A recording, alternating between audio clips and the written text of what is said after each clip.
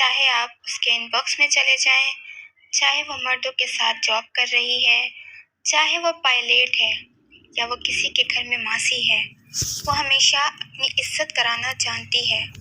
شیطان صرف لوگ چاہے جتنا بھی زور لگا لیں، وہ ہر وقت اللہ کی پناہ میں ہوتی ہے۔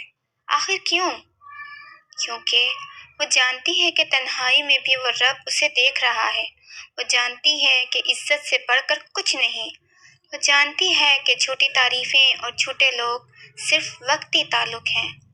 یہ جو کہہ دیتے ہیں کہ عورت خود کو گراتی ہے، وہ یہ بھی جان لیں کہ نیک اور با کردار عورت عزت کے لحاظ سے کسی بھی بد کردار مرد کے قد سے ہمیشہ اونچی ہوتی ہے۔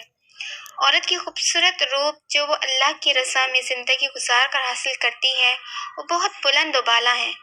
عورت ماں بنتی ہے تو اولاد اس کے قدموں میں اپنی جنت تلاش کرتی ہے۔ عورت بیوی بنتی ہے اور شوہر کی عزت کی محافظ ہوتی ہے تو اپنے شوہر کے دل میں رہتی ہے۔ خاوند کی آنکھوں کی ٹھنڈک اور دل کا سکون ہوتی ہے۔ عورت باکردار بہن ہوتی ہے تو اپنے بھائیوں کی شان ہوتی ہے، بھائیوں کی جان ہوتی ہے۔ اور جب عورت بیٹی ہوتی ہے تو اپنے والدین کا فخر اور مان ہوتی ہے۔